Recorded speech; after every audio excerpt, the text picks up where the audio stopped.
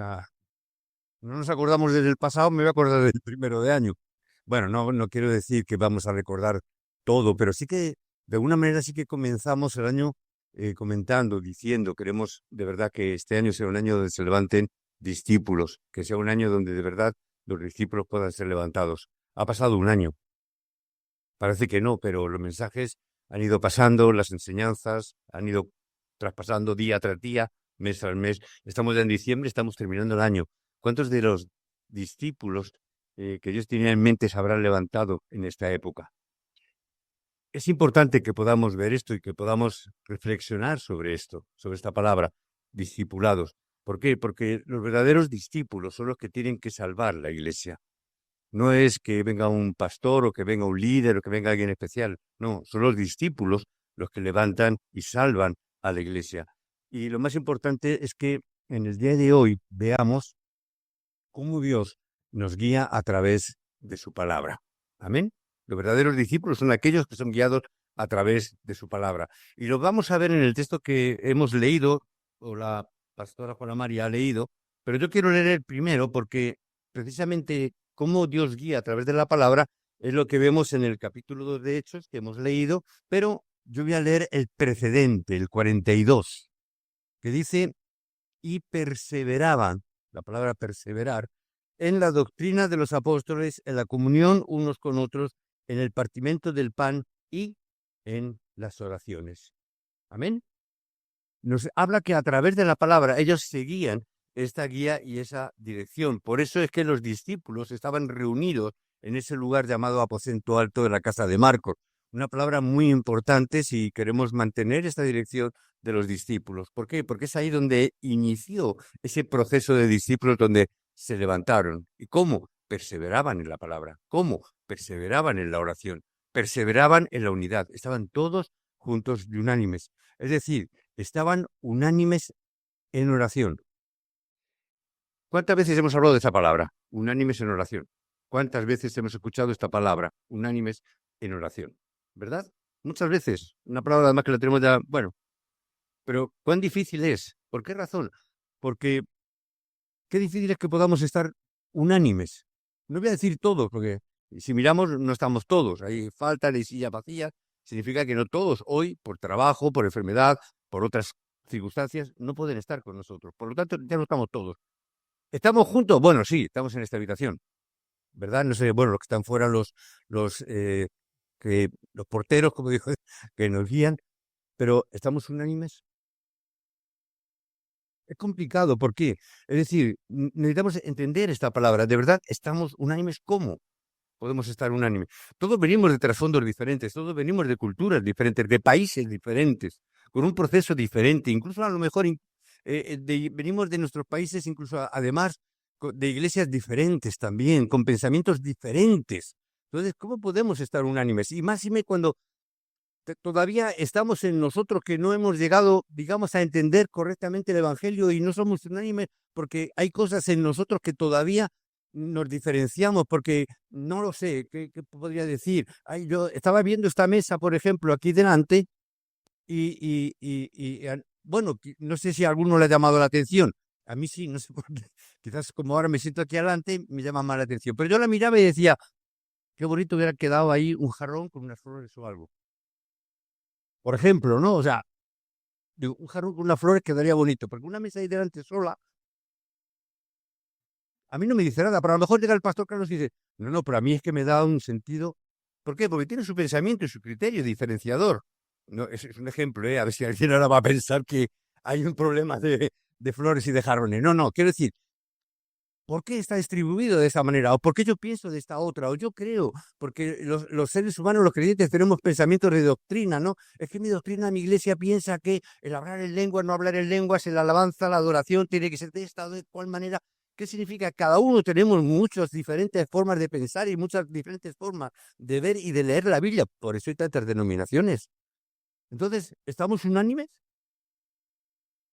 Ahora, si ahora dice estamos unánimes y somos tan diferentes, ¿qué estaremos orando? ¿Estaremos orando lo mismo o estamos orando cosas diferentes? ¿Qué es lo que tú estás pidiendo a Dios? ¿Qué es lo que estás orando? ¿En base a qué estás orando? Porque parece que unánimes en oración es algo muy sencillo, pero ¿de verdad estamos orando todos juntos en una misma dirección?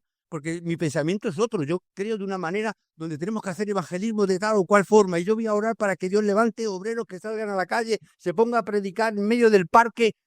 Y el otro está diciendo, no, Señor, yo no quiero porque yo soy muy tímido, prefiero. ¿Estamos juntos, unánimes? Entonces, si nosotros no llegamos a entender esta palabra, que perseveraron y estaban juntos, unánimes, con un mismo pensamiento. ¿Y cuál es ese pensamiento? Pues el pensamiento que cuando oramos y terminamos de orar, ¿qué decimos? ¿Cuál es la última frase que decimos cuando oramos? Y un poquito antes, en el nombre. Entonces, ¿el pensamiento de verdad es unánime en el nombre de Jesús? Debería de ser, pero pregunto, ¿es ese de verdad? Es ese pensamiento unánime que diríamos, no, no, esto es lo que de verdad el Evangelio y Jesús dice. ¿Cuál es el deseo de Dios? ¿Realmente cuando estamos orando y somos unánimes en ver cuál es el deseo de Dios? ¿Estamos de verdad unánimes pensando qué es lo que desea Dios de mi vida? ¿Qué es lo que Dios desea de mi congregación? ¿Qué es lo que Dios desea de lo que yo estoy realizando hoy en día? ¿De verdad estoy dentro del deseo de Dios? Porque si yo estoy pensando en el deseo de Dios, estoy seguro que con mi hermano voy a estar unánime. Porque si él está pensando también en el deseo de Dios, hermano, ¿cuántos deseos tiene Dios? Juan 3:16, la salvación del mundo, que las personas puedan llegar al Evangelio. Si estamos teniendo esa misma dirección, entonces es fácil estar unánimes. ¿Por qué? Porque no está en base a su fe o en su creencia, en su doctrina, ni yo en la mía, sino cuál es el plan, cuál es el propósito de Dios, cuál es la dirección. Porque como discípulo, no soy discípulo simplemente de un pastor o simplemente de una organización, soy discípulo de Cristo. ¿Y qué es lo que Dios quiere? ¿Qué es lo que Cristo nos está diciendo? Y eso es lo que estaba ocurriendo en este lugar del aposento en el aposento alto de Marcos. Y esas personas que nos dicen en el capítulo, en el versículo del 9 al 11, esas 15 nacionalidades que estaban ahí congregadas, esos hombres, personas de 15 nacionalidades, estaban reunidos precisamente en ese aposento alto en base a esa palabra que Dios les había dado a través del apóstol Pedro. Y ellos recibieron esa palabra. Y es la palabra en la cual dice que estaban perseverando en este lugar. Y es ahí donde vemos lo que hemos leído a principios, versículos 46 y 47, que cuando esto ocurría, cuando esto se daba, cuando había una unanimidad, pero no en el pensamiento de cada uno, no en el pensamiento doctrinal, no es lo que yo deseo, no es lo que yo quiero, sino es el pensamiento de qué es lo que Dios desea, qué es lo que Dios quiere, cuál es su plan, cuál es su dirección. Por eso dice que estaban unánimes orando. ¿Por qué razón? Porque lo más importante que los creyentes podemos hacer es orar, no para hacer mi voluntad, sino para recibir la guía y la dirección del Espíritu Santo en todo tiempo. Porque si yo oro con esa palabra, con mi hermano, o con mi otro hermano, o con el hermano que está allá, o con el hermano que se congrega en cualquier otro lugar, Señor, que tu guía nos debe hacer tu plan y tu voluntad. Señor, danos la guía y la dirección de tu Espíritu Santo. Y el Espíritu Santo, que solamente hay uno, que yo sepa hasta el día de hoy, la palabra solamente hay un espíritu, solamente hay un espíritu de Dios, nos va a llevar a la misma dirección y podré estar unánime. Cuando mis ojos miran la dirección del Evangelio, cuando mis ojos están puestos en Cristo, entonces puede haber unanimidad y podemos estar juntos y se puede cumplir esta palabra. ¿Qué nos dice versículos 46 y 47? Dice que se extendía todos los días. Amén. Todos los días. Eso significa que todos los días perseveraban en la palabra. No los domingos solamente, no los días de culto, no en las reuniones, no en las células solamente, sino que se extendía, dice, cada día. ¿Dónde? En el templo ¿y por dónde más? Por las casas. Aquí podríamos meter la cuña, ¿no? Las células. Llámalo como quieras. Podemos, células ahora, está bien. Desde que Pongi Cho estableció este ministerio de células allá por el siglo pasado. Pero está bien. Pero ¿qué es lo importante? Que todos los días en el templo y en las casas. Y termina diciendo, y hoy lo he subrayado, aunque es un texto que, como la Biblia es nueva, gracias hermano, y dice que el Señor añadía cada día a la iglesia los que habían de ser salvos. Una vez un líder de iglesia me dijo, y me hizo pensar, dijo, entonces si en la iglesia local, la iglesia no se convierten todos los días, entonces ya no es iglesia. Me hizo pensar. Dice porque el Señor añadía a su iglesia cada día. Dios no miente. ¿Es verdad? Dios no miente. Entonces, ¿somos iglesia? Si no añade a esta iglesia Dios todos los días a alguien. Me hizo pensar, luego llegar a la conclusión. No. ¿Por qué razón? No es eso. Simplemente es que el Señor cada día a su iglesia universal, no es una iglesia local, sino a la iglesia de Cristo, añade. Pero yo tengo que poner, de alguna manera, tengo que estar centrado en la guía y en la dirección que su palabra nos da. Yo os bendigo en el nombre de Jesús porque hoy especialmente nos hemos reunido en este lugar y yo en fe proclamo que nos estamos reuniendo los discípulos más importantes de Santander. Están aquí hoy congregados. Yo en fe lo proclamo y lo digo, porque creo que Dios quiere hacer esto y si Dios quiere hacerlo estoy seguro que Dios lo hará. Tenemos que ser los verdaderos discípulos que salvemos la iglesia. Tenemos que ser los verdaderos discípulos que salvemos nuestras familias, los verdaderos discípulos que salvemos nuestra región, que salvemos Cantabria, que salvemos el mundo.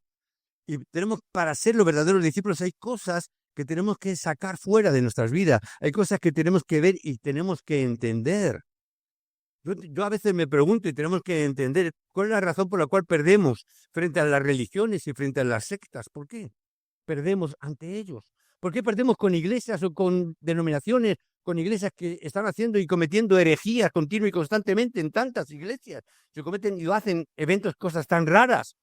Y os digo una cosa, todo lo que tienen en común estas sectas, herejías, etcétera, es que tienen unidad. Tienen unidad. Se guían todos por un parámetro. Tú hablas con un testigo de Jehová, por ejemplo, y te va a hablar, el mismo que te habla en Santander te lo va a decir en Madrid o te lo va a decir en la Conchinchina. ¿Por qué? Van con un patrón. ¿Estamos de acuerdo? No estamos que no estamos de acuerdo con eso, ¿verdad? Porque es una guía, pero sí que lo que tienen es esa dirección. Esa es una de las características de las herejías. Los creyentes, aunque escuchamos a veces el sermón, pero no estamos escuchando la palabra de Dios. A veces escuchamos hablar al pastor y no siguen el mensaje del púlpito. Yo muchas veces allí en el discipulado enseño, tenemos que coger la palabra del púlpito como la palabra más importante que podamos tomar. O sea, podemos escuchar 40 mensajes donde cada uno quiera, pero la palabra más importante es la del púlpito. ¿Por qué? Porque es la palabra que Dios da a través del siervo de Dios en el momento en el que Dios habla a través del pastor en el púlpito. Y esa es la palabra más importante para mí. Podemos escuchar otros mensajes de otros pastores. Cada uno haga lo que crea conveniente. Yo no soy partidario de prohibir. Pero sí digo, entre todos los que escuches ya puede ser el que tú quieras, a que le tengas más cariño, más simpatía, pero el más importante siempre es el del pastor, el día del púlpito, el día domingo, cuando Dios nos da la palabra. Por eso tenemos que ver la palabra. Por eso tenemos que seguir el mensaje. Por eso tenemos que seguir esa palabra que Dios nos da a través del púlpito. Pero muchas veces el problema es que no escuchamos bien el sermón. A veces no estamos escuchando realmente la palabra. ¿Cuál es la razón?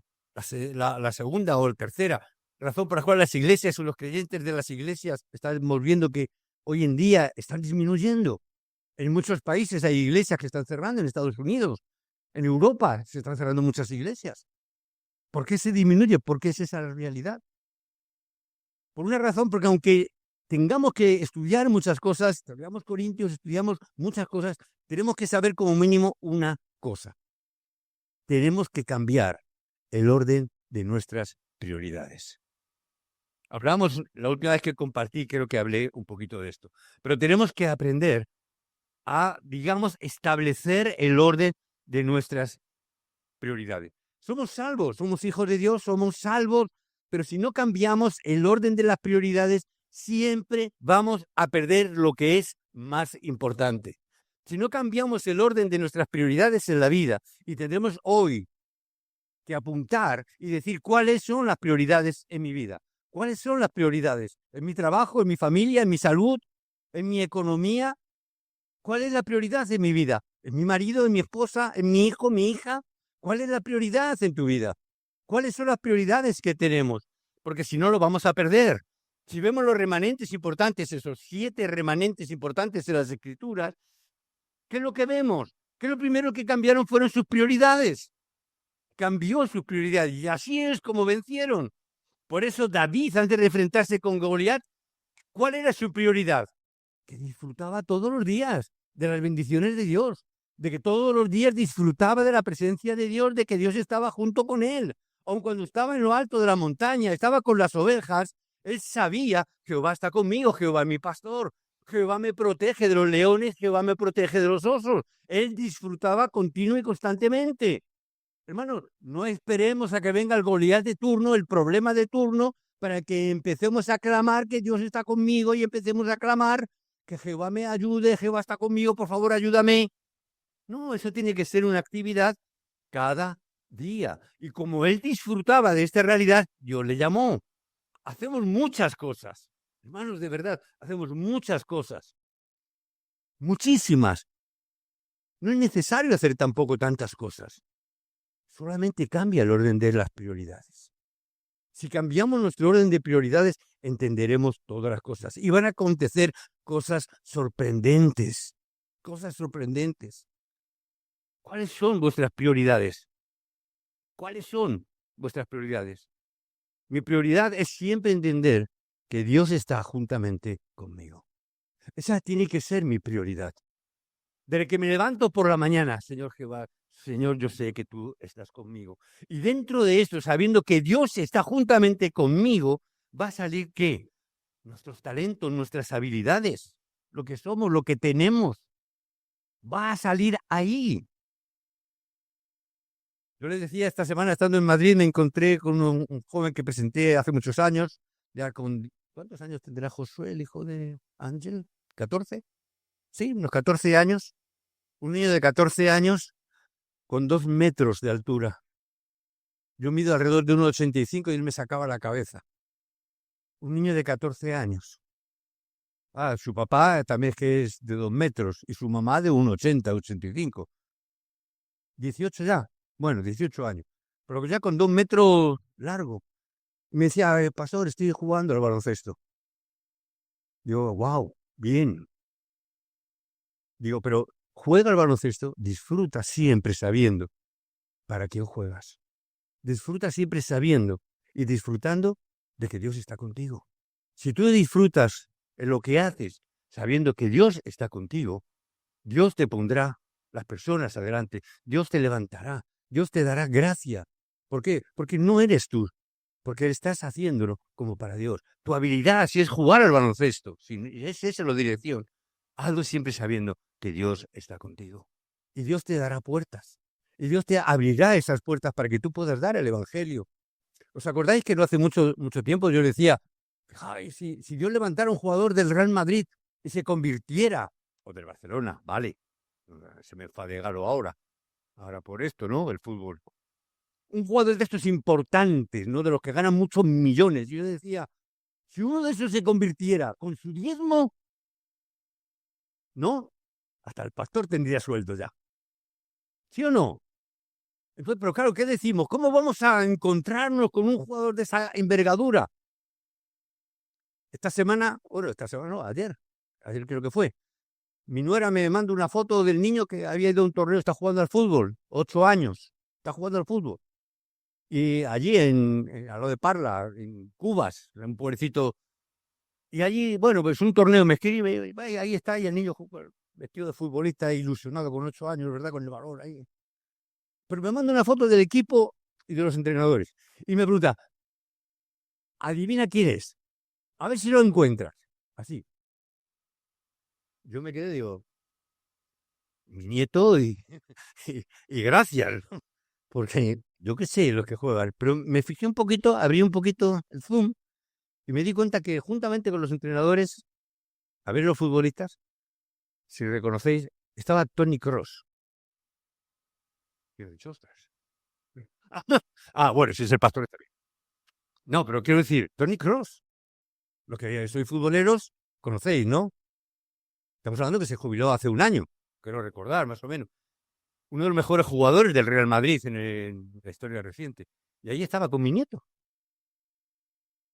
Yo, bueno, tengo la foto aquí, no la he puesto porque me parecía tampoco es cuestión de hacer idolatría con el Real Madrid ni el fútbol, ¿no? Con el jugador. Pero ¿qué quiero decir con esto?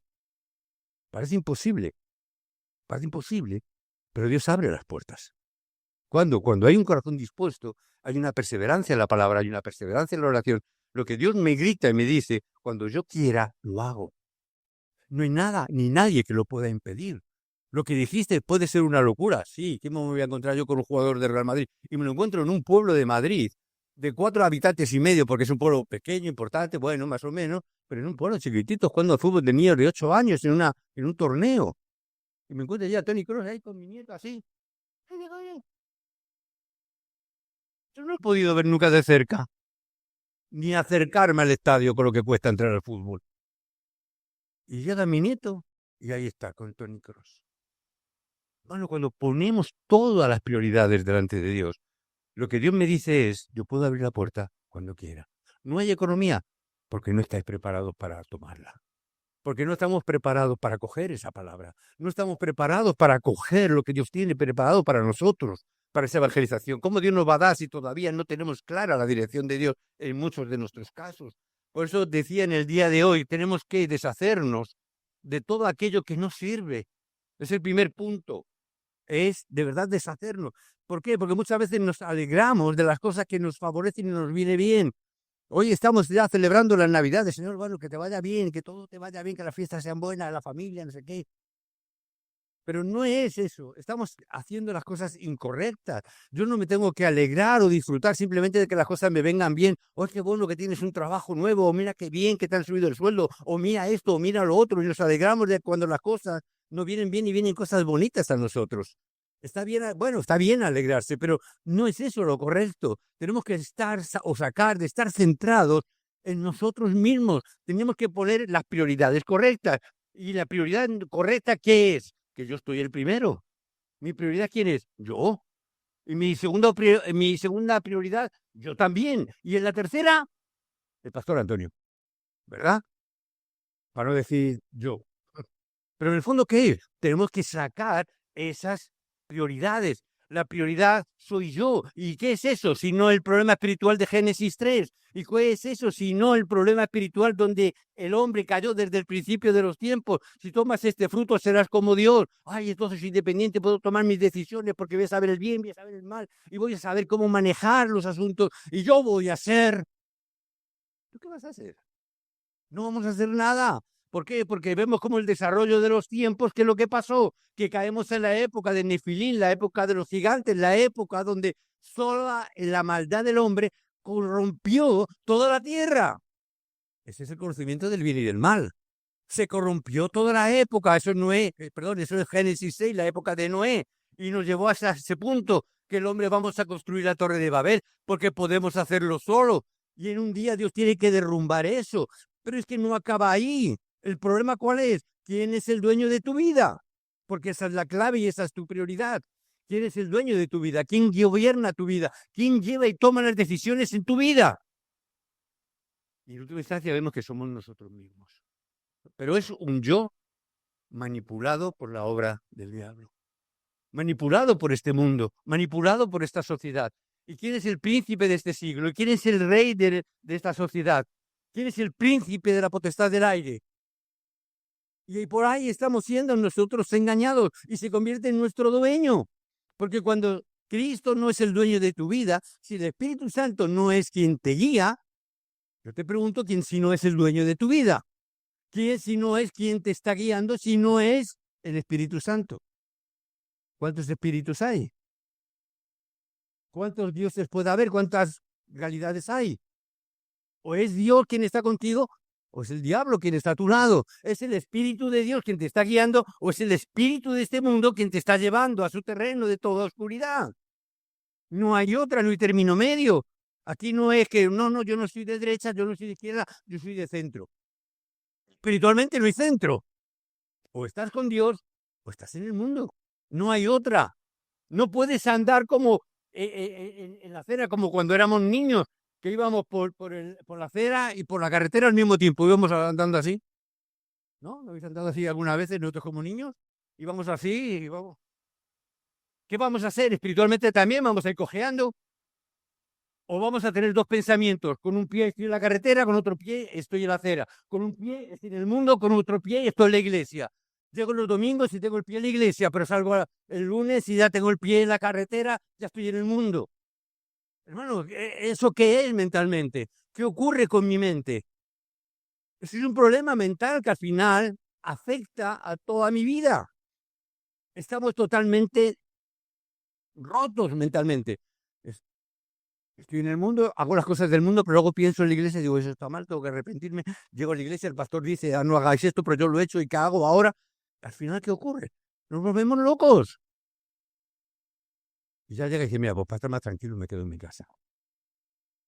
La mayoría. ¿Por qué? Porque es más fácil dejarse llevar por la corriente de este siglo. Dice Efesios 2. Nos dejamos llevar por esa corriente. Y es más fácil. Pero cuando tú estás en un río y no nadas, ¿qué ocurre? ¿Te quedas quieto? Te lleva la corriente hasta vete a saber dónde. ¿Verdad? Nos dejamos llevar. Levantamos las manos, nos rendimos y decimos que sea lo que Dios quiera. No, eso no es lo que Dios quiere. Es lo que tú quieres y el diablo te hace querer. No es esa la voluntad ni el propósito de Dios. Por eso, ¿qué es lo que ocurre? Que hemos recibido salvación, pero todavía estamos dentro de este problema. Hemos recibido gracia y hemos recibido la salvación. Somos salvos, somos hijos de Dios, pero todavía estamos dentro del problema espiritual. Todavía somos nosotros los que gobernamos. Todavía somos nosotros los dueños de nuestra propia vida. Seguimos siendo nosotros quienes tomamos nuestras decisiones en vez de dejar que el Espíritu Santo haga su obra. Por eso este año era importante, tenemos que ser discípulos donde el dueño de nuestra vida no sea yo, sino Cristo en mí. No tiene que ser que yo haga mi voluntad, sino, Padre, sea hecha tu voluntad. Jesús oró así en el Getsemaní. ¿Os acordáis? Señor, si es posible, pase de mí esta copa. Pero no se haga mi voluntad, sino la tuya. Amén. Por eso, muchas veces en las iglesias, cuando visitamos iglesias, vamos a ver iglesias por ahí, nos encontramos con cristianos confusos, donde hay mucha confusión entre los creyentes. Y preguntan, es que no sé qué hacer, no sé lo que Dios quiere, no sé hacia dónde me dirijo. Y yo siempre digo, pues ora, que el Espíritu Santo te dé la guía. Y algunos creyentes, no, voy a ver porque viene fulanito de tal, que allí levanta las manos, algunos se caen, otros hablan en lenguas, otros reciben no sé qué, otros reciben sanidad. Y vamos a ver si allí o allá, depende del gusto de cada uno. ¿Y eso qué implica? Pues que cada vez hay más confusión. Cada vez más confusión. Escuchamos muchos mensajes, decía antes, podemos escuchar mensajes, pero claro, yo escucho el mensaje del pastor Carlos. Pero claro, luego escucho el mensaje del pastor, y escucho el mensaje del pastor, y escucho el mensaje del pastor, y otro pastor, y otro pastor. Al final, ¿qué ocurre? Tenemos vidas confusas, vidas que se dirigen hacia la confusión. ¿Qué será lo que Dios quiere? Lo que me dice el pastor Carlos, lo que me dice el otro, lo que yo creo. No sabemos nuestro propósito en la vida. ¿Cuál es el propósito de nuestra vida? ¿Cuál es la prioridad de tu vida? ¿Hacia dónde se dirige Dios? ¿Hacia dónde te dirige Dios? Tienes que preguntarte. Tienes que preguntarte, ¿para qué vivimos? ¿Para qué vivo? ¿Cuál es el propósito de mi vida? ¿Para qué Dios me ha traído del país de cada uno de los que estamos aquí? ¿Por qué Dios nos ha traído hasta Santander? ¿Por qué desde Perú? ¿Por qué desde Brasil? ¿Por qué desde Nicaragua? Desde Nicaragua iba a decir, no sé por qué me ha salido Nicaragua. ¿Hay alguien de Nicaragua? No, no. Podría haberlo, da igual, ya lo habrá. Pero si Dios lo trajera, ¿por qué? ¿Para qué Dios te ha traído? ¿Para ser un buen albañil? Aquí hay muchos. Para ser, no sé, cada uno el trabajo que tenga. ¿Para qué Dios te ha traído? No sé. Entonces, no sé por qué vivo, no sé hacia dónde me dirijo, no sé por qué estoy aquí, no conozco mi llamado, no sé cuál es mi misión, la que tengo que hacer. ¿Qué significa? Una vida de confusión. Hermanos, tenemos que centrarnos. ¿Cuál es el propósito y la dirección de Dios? Y Dios nos lo pone. En el momento que salimos de esta confusión, en el momento que salgamos de esta confusión, vamos a poder ver con claridad lo que Dios nos da, lo que Dios quiere de nosotros. Mateo 28, 16, 20, ¿cuántas veces lo leemos? A todas las naciones. ¿Qué nos está diciendo la palabra? Que tenemos que llevar este mensaje a todas las naciones. ¿Cómo? Con tu poder, ni de broma, con tu poder ni con el mío. Pero Jesús nos dijo, con el poder del cielo y de la tierra, yo estaré contigo. No es que tú vayas, no es que tú lo hagas. Yo recuerdo y compartía el domingo pasado en mi iglesia y en Parla, en Madrid. Yo les decía, yo recuerdo cuando empezaba allí, yo les decía, vamos a hacer la evangelización del mundo. Una iglesia en aquel entonces también muy pequeñita, con muy poquitos miembros, y los miembros me miraban con una cara como diciendo, se me ha ido una pinza, se me ha venido arriba en el púlpito, y yo aquí a conquistar el mundo, el pelarnos recién salido del seminario, a lo mejor es eso, ha salido recién y viene con la euforia. Yo les miraba y decía, me están tomando por loco. Y yo era consciente de eso, hasta que tuve que, claro, decir, hermano, no me miréis más como un loco ni un desvariado. No me he venido arriba, no me he tomado nada, no me he tomado nada antes de subirme al púlpito. Lo que estoy diciendo es esta palabra, que Dios nos dice que vayamos a todas las naciones, pero no me está diciendo que tú vayas a hacer la evangelización del mundo solo. Imposible, tú no vas a hacer nada por ti mismo, sino que el poder del cielo y de la tierra están contigo, porque yo, Jesús de Nazaret, voy a estar contigo y tú vas a hacer la obra, no que tú lo hagas, sino que yo lo haré a través de ti para llevar esta palabra hasta lo último de la tierra. ¿Y cuándo va a ocurrir eso? Cuando se levanten los discípulos y cuando los discípulos vayan a todas las naciones. Y yo recuerdo cuando yo dije estas palabras, cuando yo empecé a decir estas palabras allí en mi iglesia hace ya 25 años, yo decía estas palabras y decía, pero si tú no has salido todavía de Madrid como aquel que dice. Cuando empezaba a decir estas palabras no me movía prácticamente ni de mi pueblo. Pero Dios fue fiel con esta palabra. Y Dios nos ha hecho movernos por diferentes países. Y yo digo, Señor, ¿cómo? ¿Por qué? Porque eres tú quien hace la obra. Eres tú quien nos lleva o nos va a dejar de llevar. Pero la prioridad tiene que ser el evangelio, tiene que ser la evangelización. Por eso aprovecho ya para que estemos orando el mes de febrero. Si Dios quiere, estaremos viajando para Miami nuevamente, a Florida. ¿Cuándo yo me había imaginado que iba a ir a estos sitios? En mi principio, cuando yo predicaba eso, nunca se me habría ocurrido pensar que iba a viajar donde estaba viajando. Nunca. Pero sí entendí esta palabra. No sé si iré o dejaré de ir, pero lo que sí sé es que Dios está conmigo. Y si Él dice que hay que proclamar el Evangelio hasta el último de la tierra, a todas las naciones, Señor, yo quiero que esa sea mi prioridad. Yo quiero que esa sea mi oración. Yo quiero que eso sea la dirección de mi vida. Yo quiero que este Evangelio sea predicado como dice Mateo 24, 14. Señor, no sé cómo, ni cuándo, ni dónde. Pero lo que sí sé es que tú lo vas a hacer. Y yo quiero estar ahí. Y yo quiero formar parte de ese va a ser predicado. ¿Cómo? Como a Dios le dé la gana.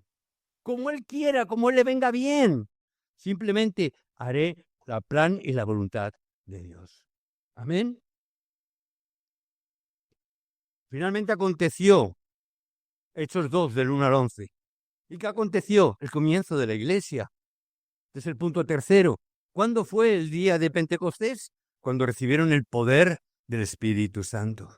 Ahí se inició todo. Si recibimos estas bendiciones en la iglesia, no hay nada, no hay nadie que pueda pararlo. Antes de recibir respuestas, tienes que primeramente tomar el pacto de Dios, tomarlo y hacerlo tuyo. Esta palabra es mía.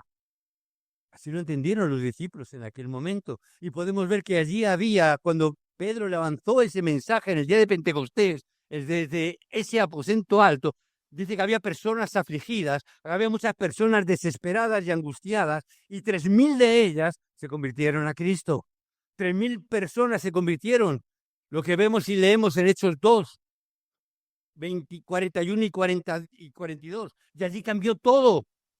Fue el mensaje del púlpito, fue el mensaje de Pedro que dio, que lo habían escuchado de manera diferente, pero ese día llenos del Espíritu Santo, con la guía y la dirección correcta, 3.000 personas angustiadas y desesperadas pudieron aceptar a Cristo y pudieron levantarse como verdaderos discípulos. Y vemos que cuando fueron esparcidos, estos 3.000, juntamente con otros, empezaron a salir esparcidos de Jerusalén, pero ¿haciendo qué?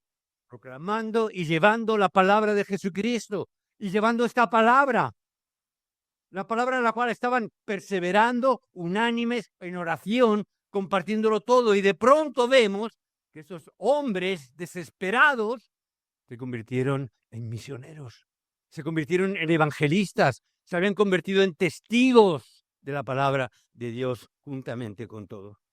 Tenemos que tomar este pacto, tengo que concluir, para salvar la iglesia. Pero no quiero terminar sin antes mencionar 3 cosas. En primer lugar, tenemos que tomar la palabra que Dios me da en el día de hoy. Tengo que tomar, a través de la palabra, la oración que Dios pone en mi corazón, Y entonces, en consecuencia, a través de la palabra y a través de la oración, ¿qué es lo que va a ocurrir? Que el evangelismo que Dios desea se va a levantar, va a acontecer. Por eso tenemos que tomar estas 3 palabras que yo estoy también ya enseñando en el discipulado. La palabra de hoy, la oración de hoy y el evangelismo de hoy. Son los 3 hoy que a veces menciono. Palabra, oración y evangelismo. ¿Cuándo? Hoy. Mañana, palabra, oración y evangelismo de ayer, de hoy. El martes, miércoles, jueves. Amén. Todos los días, como dice la palabra. Segundo lugar, mi talento. Ora por tu talento. ¿Cuál es el talento que tienes? ¿Cuál es la habilidad que tienes? No me digas que no tienes ninguno. Si no lo has encontrado, ora a Dios, que Dios te lo muestre. Ahora, ¿qué tengo que ver y entender? Que tu negocio o mi negocio, mi oficio, mi estudio, mi trabajo, lo que hagas no lo puedes hacer de cualquier manera. Amén. Como discípulos, cosas prácticas como conclusión. Amén. Tomemos nota si queréis. Pero no puede ser o no es de cualquier manera lo que hagas. Si estás trabajando, no trabajes de cualquier manera. Si estás estudiando, no estudies de cualquier manera. Tienes que ser lo mejor o intentar ser lo mejor.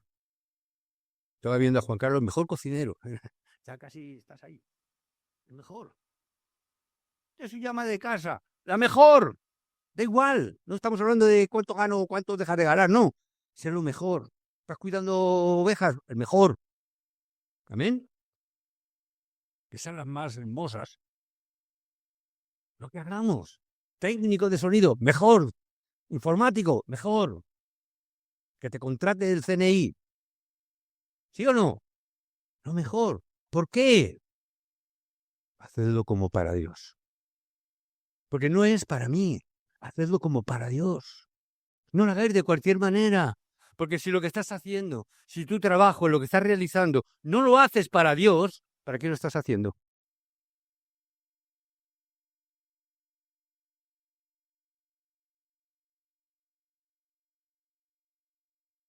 Por eso cuando Josué hablaba la última vez que le escuché, como falté el domingo pasado, no sé quién predicó, Pastor Carlos, pero cuando le escuché a Josué, hablaba de la idolatría. ¿Te acuerdas? Bueno, tú sí, claro. ¿Nos acordamos? Yo sí me acuerdo. Hablaba de la idolatría, de lo que es idolatría y de lo que no es idolatría, etcétera, pim, pam, pum, ¿verdad? Y yo les decía a mi grupo que les tengo allí discipulando, les decía, si lo que yo hago, mi trabajo, mi oficio, lo que hago, no es para Dios, eso es idolatría. No hace falta, está bien la enseñanza porque estamos enseñando Corintios, pero espiritualmente hablando, sí, mucho más fácil. No te plantees esto no, esto no, esto no, esto no, porque vas a hacer una lista interminable. Van a ocurrir muchas cosas, ¿verdad? Puede ser muchas cosas, desde mi familia, mi hijo, mi mi cual, Hazlo de una forma más sencilla. Lo que estás haciendo, ¿lo estás haciendo para la gloria de Dios o no? Tu trabajo es para la gloria de Dios, aleluya. ¿No lo estás haciendo para la gloria de Dios? Eso es idolatría. Más sencillo, mecanismo un chupete. ¿Verdad? Estoy educando a mi hijo. ¿Cómo lo estás educando a tu hijo? No, porque yo de cualquier manera, porque a ver si es chiquito, ¿qué tal? Eso es idolatría, porque no lo estás haciendo para la gloria de Dios. Amén. Cualquier cosa que hagamos, si no lo hacemos para la gloria de Dios. Si yo me levanto hoy aquí y lo que yo hoy preparaba como el pastor, si yo no me preparo la introducción de mi mensaje decía esto, yo invierto mucho tiempo en preparar un mensaje. Pienso, no es que esté todo el día sentado en un despacho, pero estoy con la cabeza pensando. ¿Por qué? Porque subirme aquí es una responsabilidad. No como algunos dicen, no, como tú ya estás jubilado. No, no. El gobierno sí me jubila, pero yo para Dios no. Entonces sigue siendo la misma responsabilidad. O a veces cuando me dicen, no vas a predicar, no, pero son 4 o cualquier cosa. ¿Perdón? No. Lo hago para la gloria de Dios, no para 4 personas. Yo no predico solamente para los que estáis aquí, sino yo lo hago para la gloria de Dios. Que luego Dios haga lo que crea conveniente o no. Eso ya no es mi problema. Pero lo que hagas, hazlo para la gloria de Dios. Cualquier cosa. Y vuelvo a retomar el ejemplo, la palabra que le di a este joven, que juega al baloncesto como, ya a mi nieto no se lo digo, pues ya su padre se lo dice, pero a este joven le decía, hazlo para la gloria de Dios. No lo hagas para ganar dinero, no lo hagas para tener éxito, no lo hagas para ser importante o ser renombrado o reconocible, no lo hagas porque algún día puedo llegar a jugar en la NBA y no lo hagas por eso. Tú hazlo para la gloria de Dios y Dios te pondrá. Yo le dije, no vayas detrás nunca del éxito ni del dinero. Tienes que ser una persona que haga las cosas para Dios y el éxito y el dinero te seguirán a ti. No seamos nosotros esclavos del dinero, sino que el dinero tiene que ser esclavo vuestro. Nosotros somos esclavos por la economía y nos matamos por la economía y trabajamos más y dejamos todo porque necesitamos la economía. Tenéis que ser personas de un calado, de una responsabilidad espiritual delante de Dios, teniendo las prioridades claras y sabiendo que Dios está con vosotros y haciéndolo todo para la gloria de Dios. Todo os seguirá a vosotros. No tiene más remedio que seguiros a vosotros. Porque esos son los parámetros del éxito en el mundo. Por lo menos para los creyentes. Y termino. Tercera cosa. Cuando vengáis al culto, no vengas porque sí. No vengas porque sí. Algunos venimos, a veces se viene porque, bueno, pues ya es costumbre. Si no voy el domingo, el pastor me llama. Si no vengo el domingo, me llama Eduardo. Eduardo me tiene fichado. Fallo el domingo, ya me está llamando. ¿Qué pasa contigo? Algunos dicen, no, para que no me llame Eduardo, voy. Para que no me llame el pastor, voy. Aunque sea, estoy ahí, me doy una cabezadica, pienso mis cosas, pero no aguanto a Eduardo, no aguanto al pastor. ¿No?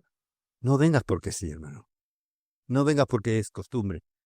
No vengas porque mi iglesia lo hacía, allí en mi país lo hacía, porque mi papá, mi mamá me llevaron. Si es por eso, no vengas, te va a dar igual. ¿Verdad? Esto no es un abracadabra, no es una varita mágica. No puedes venir aquí tampoco de cualquier manera, sino que tienes que venir preparando 3 cosas. Cuando vengas, prepara 3 cosas. Lo primero que tienes que preparar siempre por adelantado es la ofrenda. Que no llegue aquí ahora cuando mi esposa que preside en el día de hoy, está presidiendo, formamos equipo, no puede venir aquí rebuscando los bolsillos a ver qué le voy a dar de ofrenda a Dios. Es una falta de respeto a Dios. ¿Por qué? Porque dice el Señor que tú prepares y dispongas en tu corazón. Antes, no durante. No vengas aquí porque como no lo tienes preparado, ay, no he metido la cartera, bueno, por aquí tengo unas monedicas, las echamos. Hay iglesias que, yo recuerdo, por ejemplo, la mía, para no hablar, en la mía de cuando yo era jovencito. Yo recuerdo que tenían, que me hizo mucha gracia, ahora me estoy acordando, me está dando gracia. Era el platillo de la ofrenda, era una bandeja de estar de acero inoxidable, brillantes, muy bonitas, ¿te acuerdas, Eusera? Sí, mi esposa. Y le llevaban. Y los diáconos cogían la ofrenda y iban pasando, taca, taca, taca. Y yo preguntaba, digo, pero yo pensé en, digo, feo, ¿no? Hay los billetes, los sobres, ¿no? Los sobres que echen en las ofrendas y tal. Digo, parece feo, ¿no? Que está muy a la vista, ¿no? Es una bandeja, está muy a la vista. Yo me quedé así y un día pregunté. Yo soy muy preguntón, como mi esposa, no somos preguntones, nos gusta preguntar. Si no, ¿cómo voy a aprender si no pregunto? Entonces le pregunté, yo digo, pero a un diácono que conocía, claro, tenía amistad, digo, oye, ¿por qué la bandeja? Está feo se ve. Dice, es para que no echen monedas. Dice, pues si echan monedas, ca, ca, ca, ca. Y todo el mundo lo oye. Digo, oye, pues no está mal, no está mal pensado. Pastor, toma nota. a partir del domingo próximo, bandejas. Amén. Bandejas. A los miembros de iglesia con sobres, si queréis, en el pozo ese que tenemos. A los otros en bandeja. ¿Para qué? Pues claro, meter la mano y no sabes si has metido un billete de 50 o has sacado uno de 20. Cuidado también con esto, ¿eh? Cuidado. Que metes la mano, no sabes si has metido o has sacado. Porque luego la sacamos con la mano cerrada. O metemos monedicas solo, ¿no? Vamos a por esto ¿para qué? Para que crac, crac, crac, suene y diga, mira, te está echando monedas. Este es el de las monedicas. Hermanos, ¿qué contiene la ofrenda? Teresa, ¿no está por ahí? ¿Cuántas monedicas echan? ¿Cuántas monedicas hay en la ofrenda? Ruth, ¿cuántas? Muchos céntimos. Las de cobre, de esas de cobre que ya no valen. Lo que ni siquiera damos a lo de propina porque nos da vergüenza dar monedas de cobre. Vas a tomar un café y te da vergüenza dar esas monedicas de cobre, ¿verdad? Prepara la ofrenda antes. Amén. Segundo, prepara el culto en oración antes de venir. Antes de venir, ora. Prepara tu corazón. Dispón tu corazón a recibir la palabra que Dios tiene para ti. No me alargo más y termino. Y ven un poquito antes al culto. No vengas con la hora pegada. Llega 10 minutos antes. Siéntate. No es para que saludes al pastor. Pastor, mira, estoy aquí 10 minutos antes. No. Llega, siéntate, ponte a orar. Pregúntate, ¿qué es lo que Dios desea darme en el día de hoy? ¿Cuál es la palabra que Dios quiere darme hoy? Ora, Señor, ¿qué palabra tienes para mí? Señor, que esté atento. A ver, que a través de la persona que está predicando, Señor, ¿qué tienes para mí? ¿Qué palabra me vas a dar? Señor, ¿qué es lo que tú quieres para mí para esta semana? ¿Qué respuestas me vas a dar esta semana? No escoger una palabra porque nos gusta, no. No escoger a ver qué palabra, si me gusta o no me gusta el mensaje del pastor, no. Es, Dios, ¿qué palabra tú tienes para mí? Que podamos estar aquí 10 minutos antes, estar ahí sentado y orando. No hablando con el de al lado, no saludando, eso es otra cosa, sino orando, preparando tu corazón y tu espíritu. ¿Amén? Si es así, en verdad, cuando tenemos hambre y nos dan de comer, estaremos muy agradecidos. Amén. Si tenemos hambre de la palabra y el pastor a través de la palabra del mensaje nos da el alimento, estaremos muy agradecidos. Tendremos un espíritu de gratitud. Tenemos que tener esa gratitud continuamente para los 6 días de la semana. Dios nos da el alimento hoy para los 6 días de la semana. Amén. Que Dios os bendiga, que Dios os dé gracia y que Dios os levante como las personas que cambiéis la corriente, que salve a la iglesia, que salve Cantabria, que salve España, que salve el mundo. Amén.